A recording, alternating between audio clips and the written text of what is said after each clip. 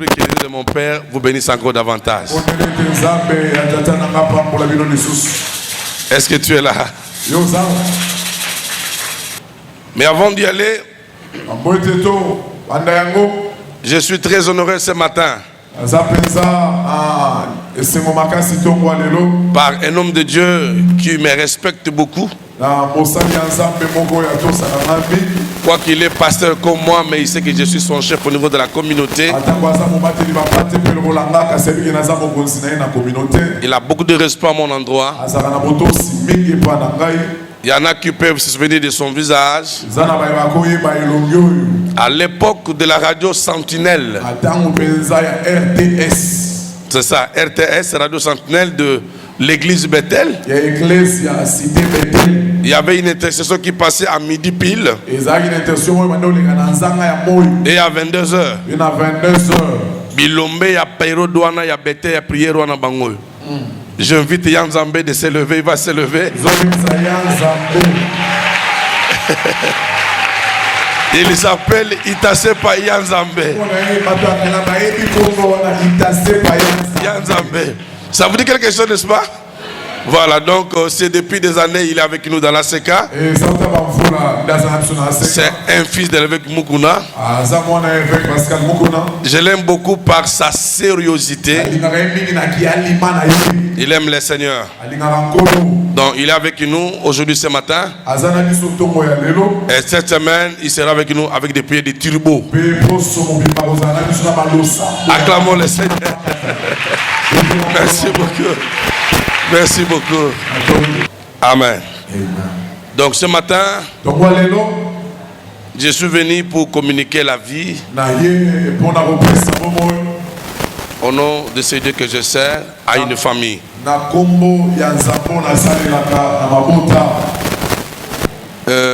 Ne faut pas trop t'habituer avec moi.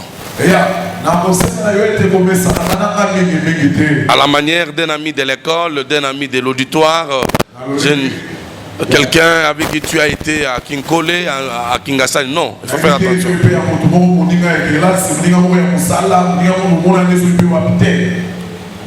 Un père spirituel, on ne s'habitue pas avec lui. Il faut les considérer et le prendre avec beaucoup de tremblement. La parole d'un père spirituel, c'est plus que la parole d'un père biologique.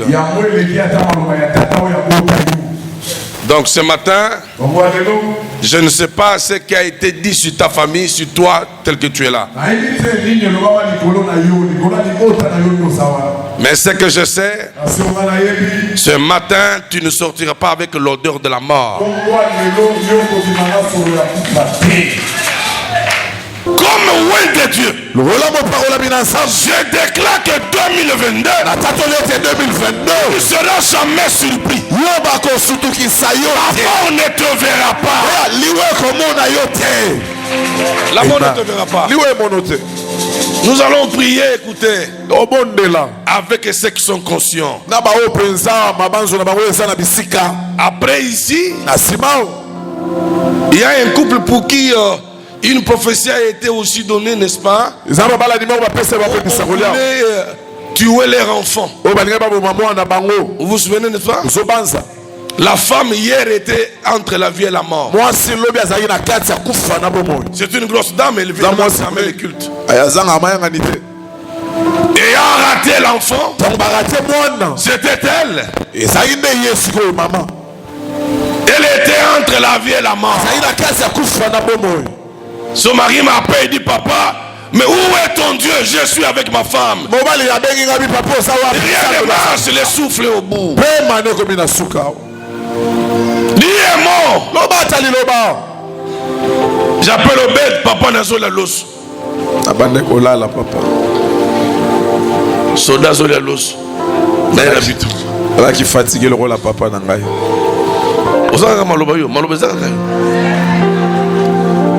J'appelle Cyril, téléphone fermé. Yes.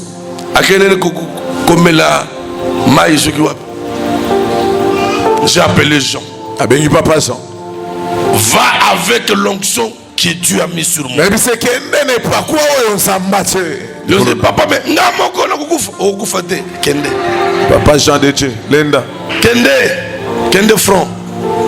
Quand tu arriveras sur l'adresse, appelle-moi, on va donner les précisions. Il est arrivé, il a prié. Et ce matin, j'ai appelé la famille.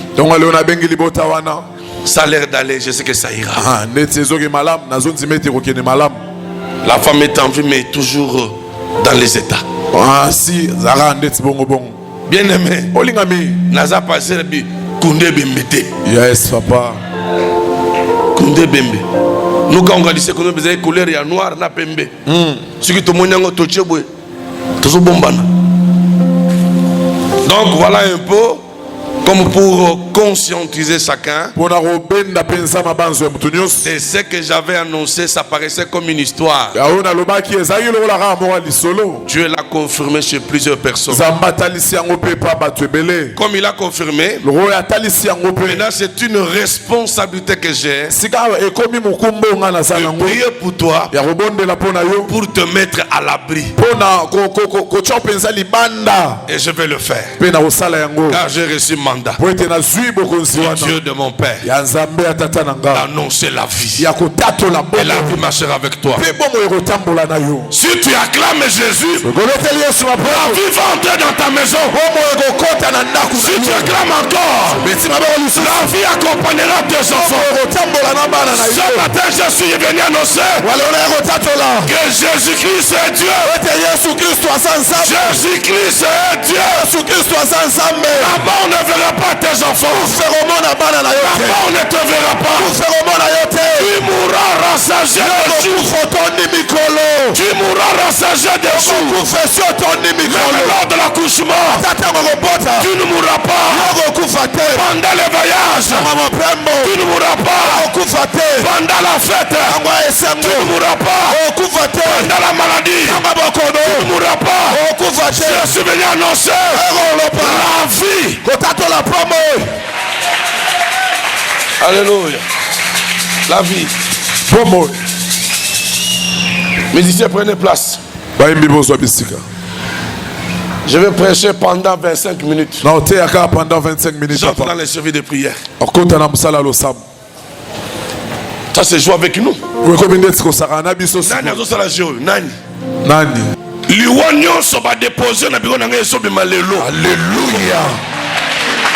Même ceux qui batchangent na salle de bain nanga. Ekobima. Yes papa. Le colo ya mesa ekobima. Yes papa. Il n'y a rien que le défunt Emma doit réclamer. Il n'y a rien à réclamer. Et cette personne là qui joue au malin. Dans un colo okufa. Okende. Okufa. Nanagata loué belé. Pemba le belé. Je sais là où Dieu m'amène. La mort c'est la voie de tout le monde. Mais une mort concertée. Et aussi Mbangate. Papa. Même yo. Lui ya bato famille. Bavani na Kimbanzeki. Bavani na Mokali. Bavani na Bakongo. Balibi tokosilisa ye. Azomikosa. Bakomikunda bango na bana na bango. Alléluia. Yoko kufate. Merci papa. Je vous avais montré, bien aimé, au niveau des familles, on peut recevoir tout, même la mort. Beaucoup de gens sont bloqués aujourd'hui. Depuis dans leur famille, il y a eu des alliances qui ont vendu leurs étoiles. Il y en a qui vivent les maladies apériodiques ou encore les maladies héréditaires. Grand frère, petit frère, petit frère, petit frère. Ils ont tous la même maladie qui se manifeste à 35 ans d'âge. Oh, c'est normal. C'est normal. Quel est l'objectif? C'est de l'arracher sur la terre avant le temps. Mais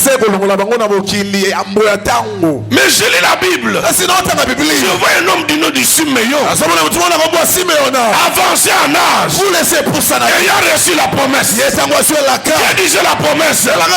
Simeon, tu ne mourras pas. Tant que tes yeux et mon bic qui citait, Okokufana nous pétait. Oh, j'annonce à quelqu'un, tant que tes yeux n'ont pas vu, que tes mains n'ont pas vu, tu ne mourras pas. Yes, papa. Aussi longtemps que tu n'as pas encore vu la promesse, aussi longtemps tu n'as pas encore palpé, tu ne mourras pas. Yes, papa. Venir en Ngaba, c'était une imposition de l'évêque. Et de là, il avait pleuré. Évêque monté ma bébé vraiment.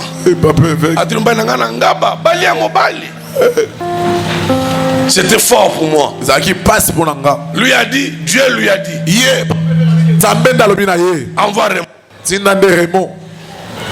C'est pourquoi on a bien des choses que tout n'a pas battuté. Et Yindelio, ma bolongo na se, tout n'a zambé. Yes, papa. Ngala sali confiance à grand frère, moi, il y a pasteur. Jamam, viens. Bonne viens. Oh, Raymond, les Knanga, ça va. Le grand frère, ça va. Viens, ngana bimine pas viens, on a bandal. Viens, tu n'as pas ngaba, viens, yo monde ni viens. Yokanan. Petit n'anga, les zones rouges. Qui n'a terminé. Bon, Zamba batte là.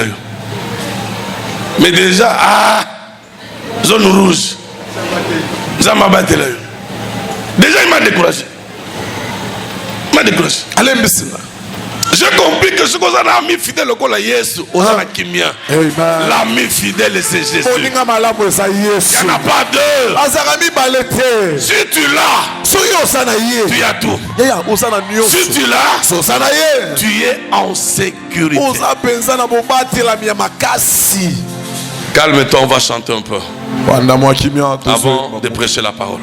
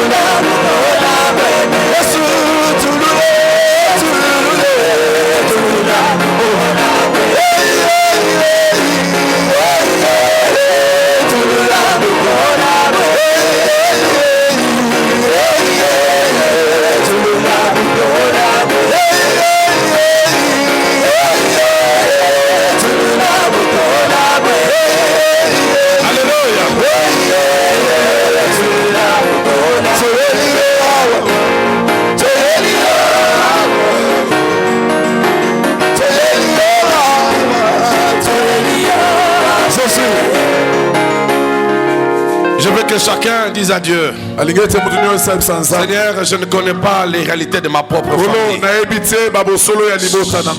Je ne connais pas ce que le monde est en train de préparer contre moi. Mais je vais au sortir de ces cultes. Je sors avec la vie. Élève ta voix, commence à prier maintenant. Seigneur, nous voici encore ce matin devant ton peuple. Un peuple très enflammé. Il a besoin de ta parole. Ce peuple a besoin de la vie. Nous voulons qu'on sortir de ces lieux. Que chacun rentre avec une vie nouvelle. L'esprit de mort déclaré depuis nos origines ne nous voit pas ce matin. L'esprit des morts déclaré dans nos parcelles respectives, dans nos quartiers, ne nous voit pas au nom de Jésus. Je viens déclarer ce matin que tu es présent, Jésus, et que nous sommes ton peuple. Et toi tu es notre Père. Accompagne cette parole au nom de Jésus. Amen. Merci, que Dieu soit béni. On va lire rapidement la parole. Nous sommes dans Genèse chapitre 4e.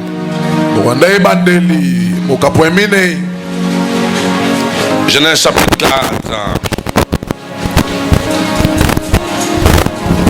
Je veux qu'on commence par le verset 13e jusqu'au 15e verset. Le verset 13, nous lisons la parole avec joie au nom de Jésus. Nous lisons la parole avec joie au nom de Jésus. Caïn dit à l'Éternel, mon châtiment est trop grand pour être supporté. Voici, tu me chasses aujourd'hui de cette terre. Je serai caché loin de la face. Je serai errant et vagabond sur la terre, et quiconque me trouvera me tuera. L'Éternel lui dit, si quelqu'un tuait Caïn, Caïn serait vengé 7 fois. Et l'Éternel mit un signe sur Caïn pour que quiconque le trouverait ne le tue point. Reprenez ce verset-là. L'Éternel lui dit, si quelqu'un tuait Caïn, Caïn serait vengé 7 fois. Et l'Éternel mit un signe sur Caïn pour que quiconque les trouverait ne les tue point. Amen. Parole du Seigneur. C'est là les socles du culte de ce matin. Pour ceux qui notent, prenez encore Genèse chapitre 6 verset 3. Lisez, Obed. Genèse chapitre 6, le verset 3. Alors l'Éternel dit, mon esprit ne restera pas toujours dans l'homme, car l'homme n'est que chair, et ses jours seront de 120 ans. Combien? 120 ans. Mais pourquoi il y a trop de morts à l'âge de fleurs? Papa Mukenge, un garçon de 45 ans, il part. On voit une photo d'une fille de 25 ans. À peine mariée, elle laisse son mari seul. On se pose mille et une questions. Est-ce que Dieu est derrière ça?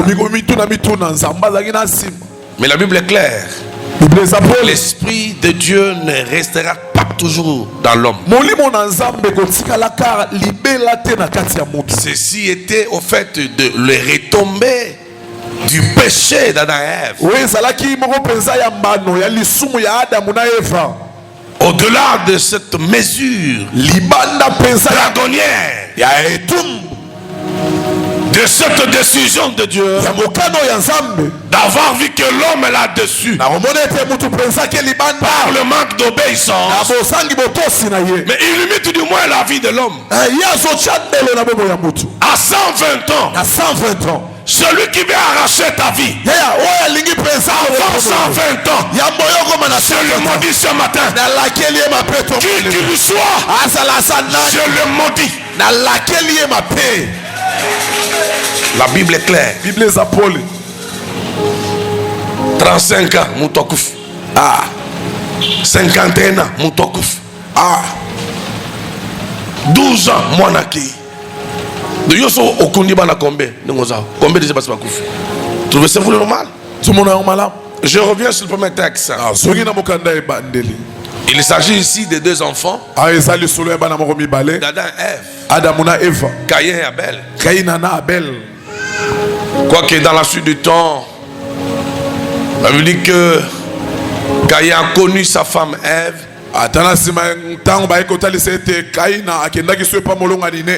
Ils avaient encore eu un autre enfant du nom de Seth.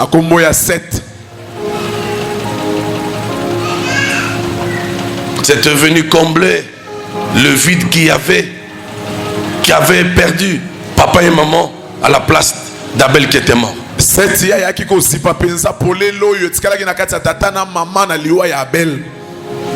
Écoutez-moi. Ces deux enfants ici, j'étais frère. Chacun avait sa voix. Chacun avait sa destinée.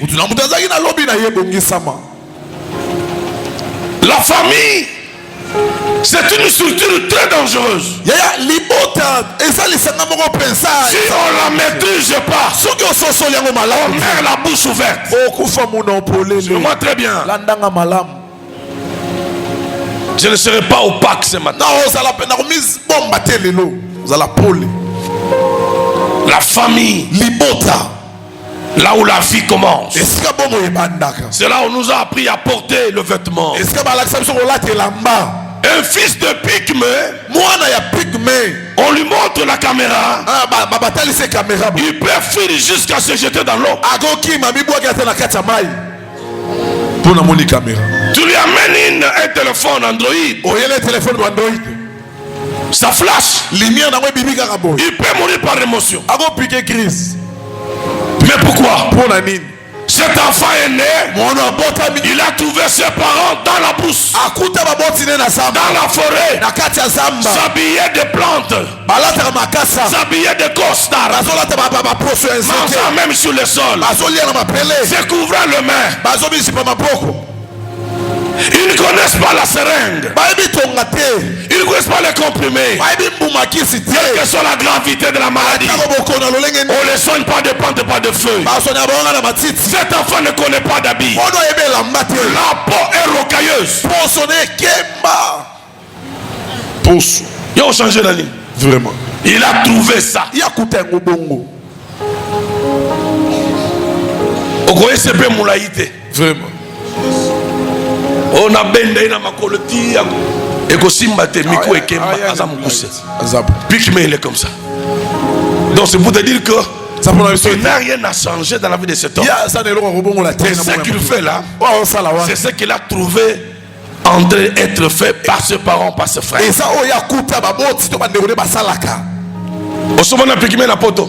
Il y a équatorien, s'il vous plaît, c'est pas ça bandekono bangala, ba Pygmée. Tout le monde a bango na poto, bazakate. Ils sont ici, au village, dans nos brousses. Et bien dans cette famille, Abel savait que Caïn c'était son frère. Et Caïn savait aussi Abel c'est mon frère. Mais Abel ne savait pas que dans le chef de son frère, il y avait une jalousie qui était comme la flamme d'une bougie. Une haine. Il est arrivé l'heure où chacun devrait offrir à Dieu.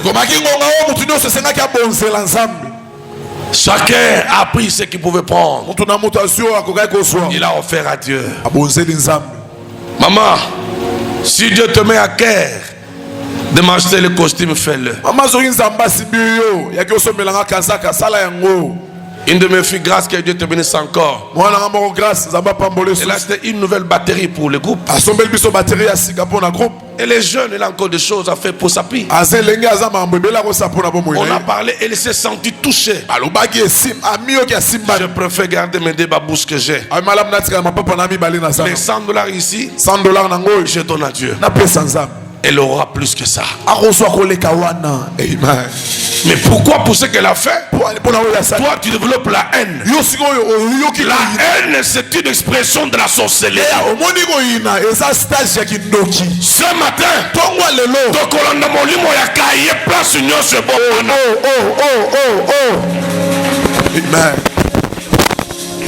Vraiment très bien.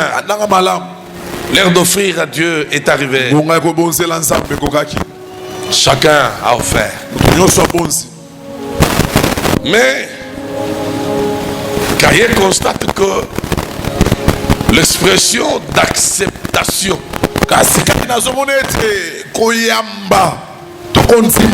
de son offrande est allée à la manière de fumée dispersée. Zamba boy. Mais Bamoni, offrande qu'avait donné Abel, lui a vu que l'offrande a été acceptée. Faut-il s'en prendre à Caïn plutôt Abel? Celui qui a accepté souverain. Faut-il s'en prendre à Abel ton frère? Lui a offert. Toi aussi tu as offert. Mais néanmoins Dieu a agréé ce qui est venu de ton frère. Va en prier, demande à Dieu. Pourquoi n'as-tu pas accepté mon offrande? La Bible me dit Caïn irrité, changeant le visage, mit la main sur son frère pour lui ôter la vie. Celui qui veut ôter la vie sur toi n'est pas loin de toi. C'est membre de la famille. Il est dans les quartiers. Il est dans la parcelle. Et ce matin, le chèque est dans son corps. Le chèque est dans son corps. Tu grandiras. Il verra tes enfants grandir. Tu accompliras le vœu de ton cœur. Le Dieu pour qui je suis serviteur te fera énormément du bien. Il te fera énormément du vin. Je disais ceci l'autre fois. J'ai béni beaucoup de mariages ici. Maintenant, on n'a pas de mariage à ma protocole. Et que salama. Amen. Et ça, donc, on a honoré. Na longoli mundelu na kombo na Yesu. Mundelu. Vraiment papa. Mundelu. Ligne. Mundelu. En français. Mundelu. Na longoli yango. Mundelu elongo. Na kombo na Yesu. Kombo na Yesu. Je déclare qu'à partir de ce matin, le Dieu de mon Père est vivant. Protocole, soyez bénis. Chante, soyez bénis. Vous allez recevoir le gars, même sans qu'on se bino. C'est passé là. Vous comme réalité. Est-ce qu'on peut acclamer Jésus? Alléluia. Acclamer Jésus. La Bible me dit. Nathan, tiens, c'est là. Pour aller bien pour la voyage.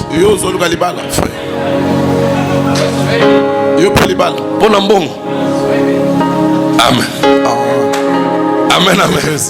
La Bible me dit Caïn mit la main sur son frère. Elle les tua. Je te pose la question. Qui était Caïn vis-à-vis d'Abel?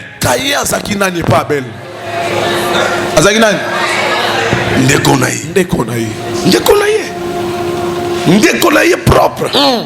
Bana ya papa moko, maman moko. Chanta soyez béni. Mais abomi ndekonaye. On a la famille, hein? On est famille. Je vois un matin, a dit une maman qui était morte. Elle avait sa fille qui était sorcière, s'appelait Annie. Annie, sa kindo qui était connue du quartier. Nous, on était là en train de pleurer. Annie aussi pleurait.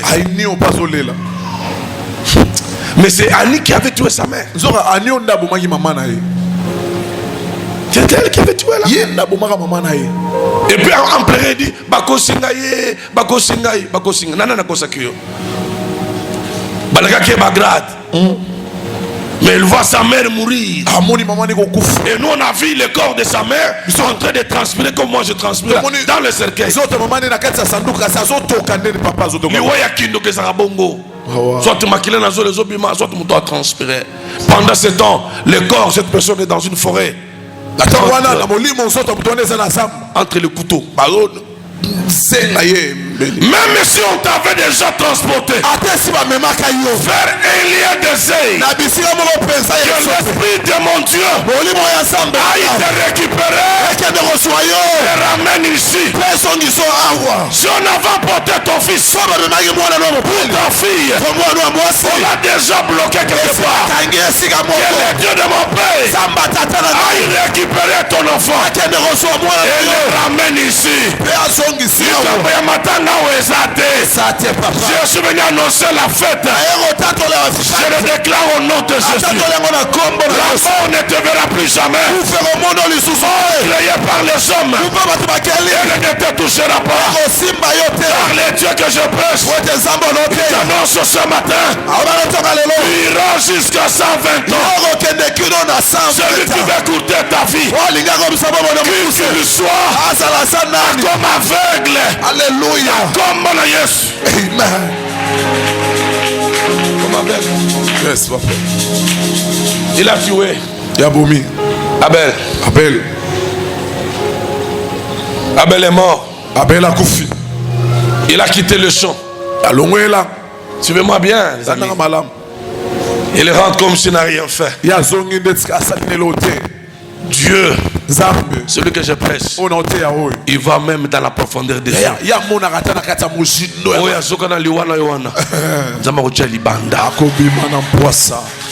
Caïn était seul. Il a commis son forfait.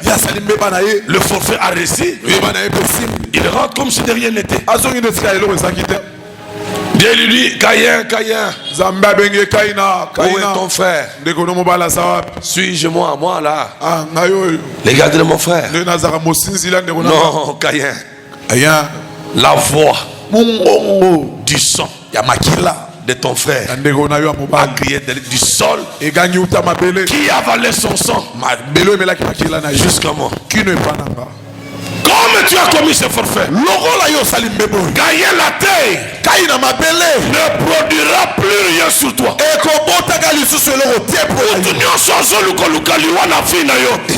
M'appeler comme la bololo. Bololo. Yes, papa. Place à qui a ma piège. On peut traverser ma piège. Yes. Mais il y a Kokauka.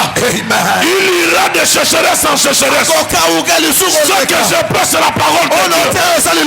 Caïn n'a pas été épargné. Le sol est devenu stérile. Je déclare les activités de ton ennemi comme stérile. Comme stérile. Comme stérile. Au nom de Jésus. Alléluia. Yako yeba. Osolaka mwana yelaka. Yes, papa. Osolaka mwana yelaka. Yes, papa. Basaka na mwana yelaka te. Très important. Mwana yelaka, tu peux le combattre le matin. Na midi viens échanger. Tu peux le combattre à midi. Mais le soir, viens échanger. Ceux qui avaient combattu Joseph, il était le fils de la promesse. Même toi, ce midi,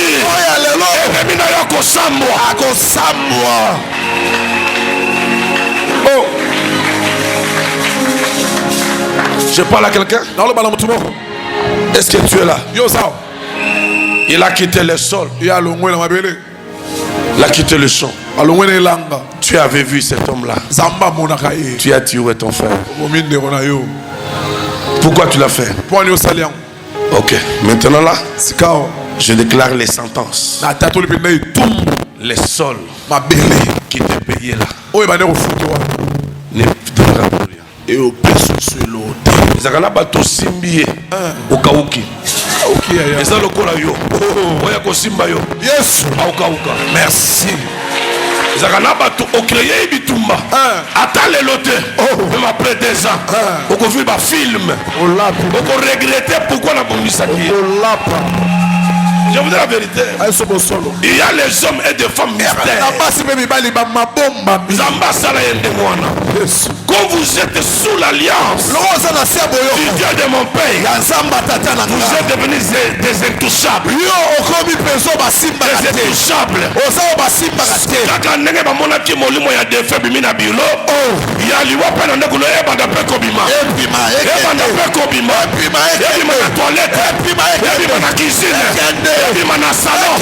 La chefine au nom de Jésus. Croyez se cacher, mais Dieu l'avait vu. Pour terminer, Dieu a maudit les sols. Non pas pour toute la population, pas pour tout le peuple, mais pour Caïn, pour avoir mis la main sur son frère Abel et pour avoir donné le breuvage à la terre.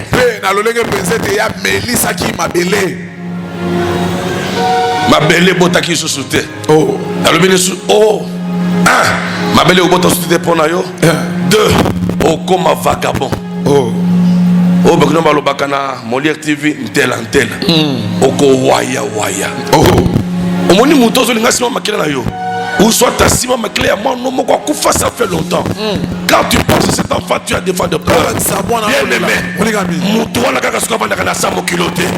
Mais soka za kana sama bele out. Yes. L'olé à la juste. Yes. L'olé à la juge. Yes. Apati alelo. Asana qui me fine mobimba. Alléluia. Côté lengana. Oh. Osana même li pakolia. Yes. Maye comme la yebololo. Yes papa. Malobana ne comme bonganga na fina yo. Oh. Yes. C'est quoi cette histoire? Oh, nous sommes à Salonine. Oh, Azuni Yayo. Oh, mais il y a pas que mon tour de nous à Zambé. Maman, on s'en a canan Zambé. Merci. Papa, on s'en a canan Zambé. Tu seras vagabond. Oh, Seigneur. Le châtiment est si fort. Et tout le monde est à ma casse. Je me loin du devant de toi. Maintenant on va me tuer. On va me tuer. Ça c'est un aspect très prophétique. Ennemi n'a yo kosenga liwa. Akomidiambika yemoko. Alléluia. Ndenge Juda midiambikaki pour avoir vendu les sangs d'un innocent. Ton ennemi avant qu'on arrive à fin 2022. Yes. Amidiambika. Il va sentir une voix qui lui pousse de chercher une corde en nylon. Lorsqu'il prendra la panne de sa femme, le même va se dire Oyo et Bokatan. Il va aller chercher sa kamakalo bosoma makala semaine okuna. Abani ko salango singa yemoko alingi. Abani ko chane po ezala mulai. Pemena bane achango ba moto pe ekangama bien. Ameki mo benda bien. Akoluka tabure. Akena ona simandako. Akomata. Netazo buka manga. Accroché singa serré makasi. Déjà ne moko asali na kingo na ye. Après ko zo tabura be chango likolo pa. Abani ko diembele. Bandi ko diembele. Abandi ko diembele. Boko kute lole mo libanda. Je déclare ce matin la mort dans le camp de tes ennemis. Car la Bible me dit ils boiront leur propre sang. Ils boiront leur propre sang.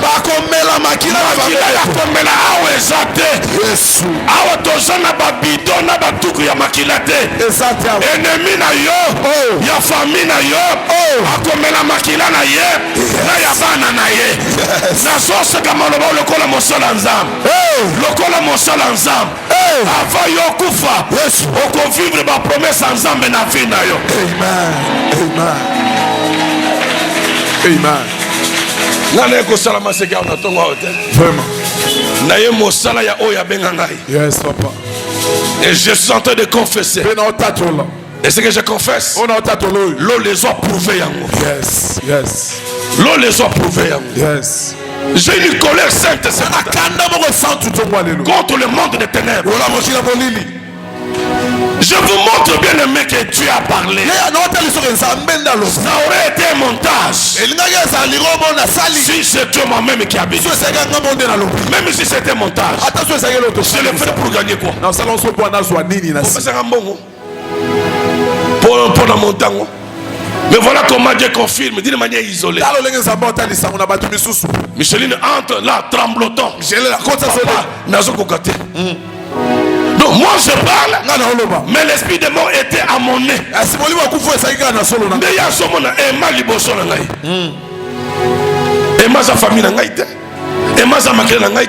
C'est un enfant que j'ai élevé dans le Seigneur. Donc il voulait que je meure en pleine prédication. Jamais. Je ne mourrai pas sur la chaise. Je sais que je mourrai. Mais en pleine prédication, ça je le refuse. Jamais. Vraiment papa. Vraiment. Et au salamandengeni. Tant que pas nangai. Ne ba monnaie a obi mana bureau. Nana so mona ye. Même yes. Ko se kana ye ba to bele ba mona ki ango. Bele mona. Et ça mystère makambo li mona. C'est trop compliqué. Yes. Yes azam ba mso ba mona bimi na Galilée. Mais yes on ne ko ba. Abraham atuwa. Amati. Azumina lol. Il y a son bureau. Bureau n'est pas bureau, il y a pasteur. Comment mon voyage va dans le bureau pasteur? Ton sonné dialogue mine. Il y a boni maman, on a dit que nous sommes les preneurs na kingaba boni abiki. Oh, il n'y a pas le lien entre le mort et le vivant. C'est un scénario qui était monté de toutes pièces. Un réseau de malfaiteurs sociaux qui croyaient que c'était si les lieux de leur récréation. Même dans une école, il y a la récréation. Les enfants jouent, mangent, boivent les sucrés. Mais quand les surméraires sifflent pour nous, quand on était à l'école primaire, si tu avais les gâteaux dans la bouche, tu restes avec les gâteaux. N'est-ce pas? Deuxième dans sa classe. Naso bête sifflé. Ennemi na yo a gardé position. Alléluia. Il faisait quoi? Il avait quoi en main? Mais dans l'équipe, dans le monde de foot, pour vérifier la véracité d'un but, l'authenticité d'un but, procède par le ralenti. Vraiment. Quelle était la faute du joueur adverse? Nazote est ralenti. Pour trouver ma position ennemi. Ayaki na fenêtre. Ayaki wap. Va relaxer papa. Amen. Va. Va dans vos années. Les comme ma vidéo papa. De yo nous impressionné nous bananga va. Amen. Balobi var et la kisaka. Eza écran moko ezaka na bastade. Au monde zo la kisa. Même na ba boxeur au monde ba liko fezoya et beti minu to beti litoy. Non, et betaki na zol. On veut vérifier l'authenticité ya coup. Il faut toyeba asimini à termeliwa. La femme de frère Margot, on aura prié pour ce cas-là tout à l'heure. Daddy, j'ai vu mes frères. Beaucoup dans ma maison. Ils sont venus pour me prendre. Il m'a dit ça au téléphone. Et lui-même, le frère Margot. Lui m'a dit non, moi j'ai vu mon jumeau. Moi j'ai vu mon jumeau. Assis là où moi je travaille. Je lui dis mais pourquoi tu es sur mon bureau? Il me dit c'est mon bureau aussi. Oh, ce frère vient de rater un grand contrat. Yambon Webele. Yes. Mais à ce matin que c'était son jumeau. Ndake il a racheté contrat. Bien aimé, la famille. Libota. Encore la famille. Libota. La famille. Libota. Jumeau a monté bimina yo même placenta. Mais malgré ça, Abou ne s'en déconne. Oh. Bien aimé, n'a aucun montant pour nous sommes mawa. Les lois. Yes.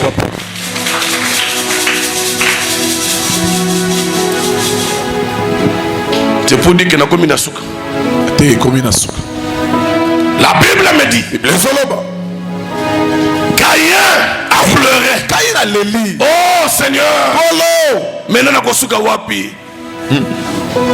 Quiconque me verra va me tuer.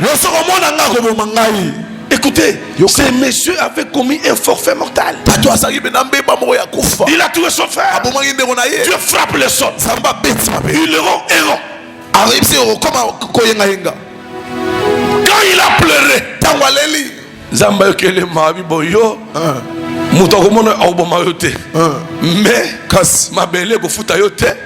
Okotika ntela. Mais kas pona kisoke nazaka nzambe okufa sikote na ocha elembo na mbunzu na yo. Oya ko boma yo. Yo ko venger cette fois. Mais mutu nyonso ko mona yo. Akoboma yo pute puisque na tie lembo. Lisolo akaye panzana kina kingasani na masina na maluku. Baye komona kaye ko bakoma ine ntelantela ba to maluku ba muni kaye kota libongo. Kaye yo aboma ndeko na ye. Ndenge ye boye aboma batu nzambe na ngai. Ba si ba machette. Ba si ba abi. Comment on appelle ça?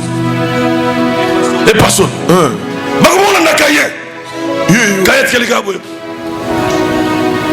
Face à des démons, batala boye, nambous naye, interdiction de les tuer.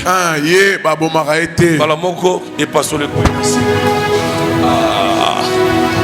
Ce qui nous embête, à ce cahier, oye maman qui ne connaît épée qui c'est l'eau. Babo maïté, bon yo mon ensemble. Bon, oui, moi, ensemble. Est-ce que tu peux acclamer Jésus? Remettez la son bon.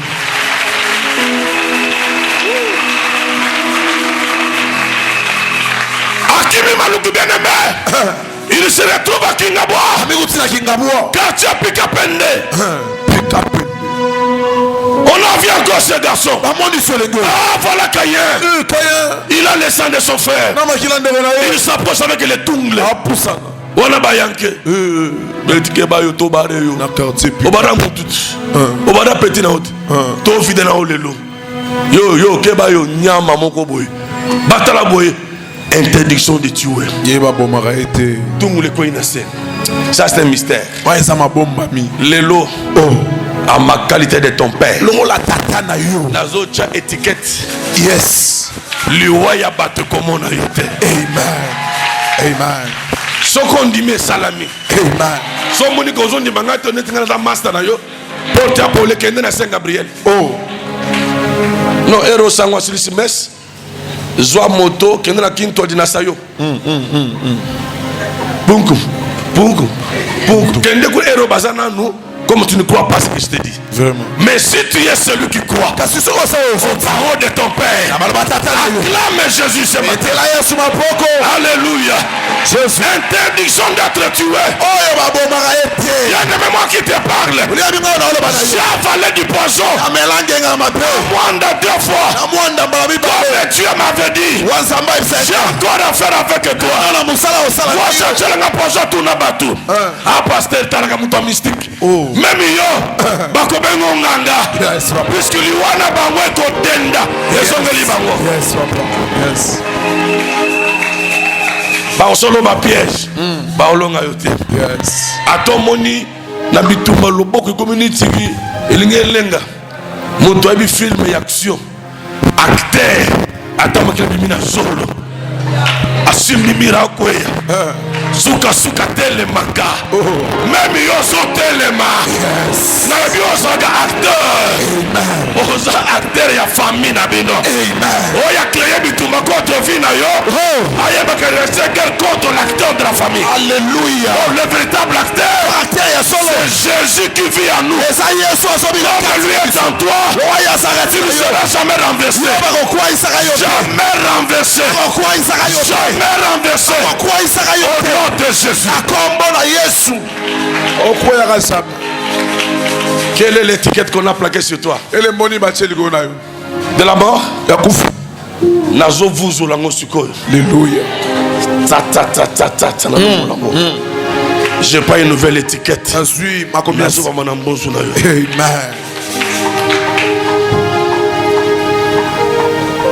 Bien aimé, tu as Nzambe. Yes, papa. Nazaka sir Nzambe atata na ngai. Maman ou ya perdu qui mobali na ye.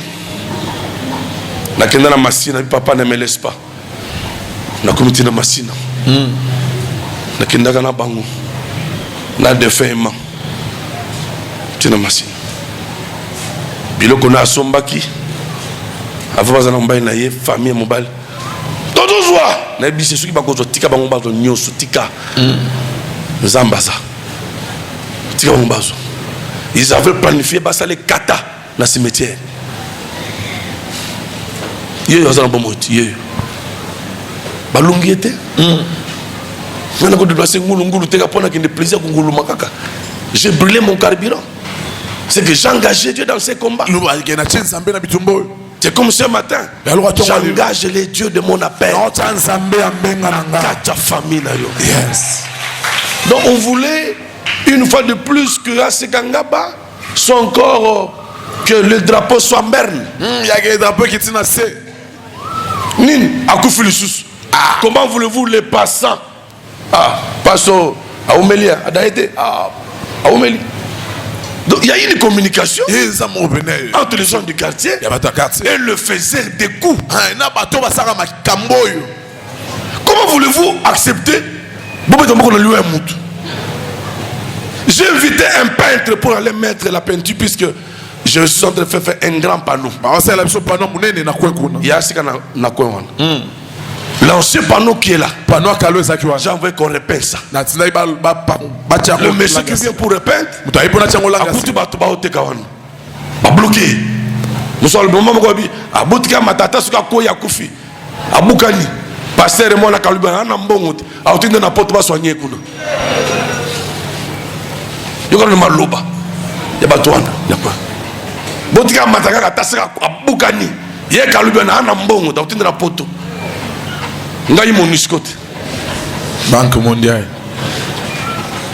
Bon là il y a pas ça aussi m'a créé dans autant que ça étudiant na on lui a poussé musu na zolo. Est-ce qu'on peut acclamer Jésus? Alléluia. Maintenant nous allons prier. Et la mort dont je parle ici n'est pas seulement la mort physique, aussi la mort dans des affaires. Imaginez-vous que j'ai tous ces papas ici. Celui-ci, un homme d'affaires avéré, des grandes boutiques un peu partout. Celui-ci, un grand cadre, celui-ci, un homme d'affaires, celui-ci, un grand cadre. Mais imaginez-vous quelle sera la force de cette église. Parmi ces enfants, il y a beaucoup de diplômés. Ici, il y a des licenciés en droit, en économie. Il y a les hommes d'affaires ici. Mais nos familles ont tout bloqué. Pour nous rendre une église de faibles. Nous ne sommes pas de faibles. Nous sommes de vaillants héros. Tu es héros avant que tu ne combattes. Avant que tu ne sois attaqué. Tu es appelé vaillant héros. On peut être héros lorsqu'on a fait preuve de bravoure.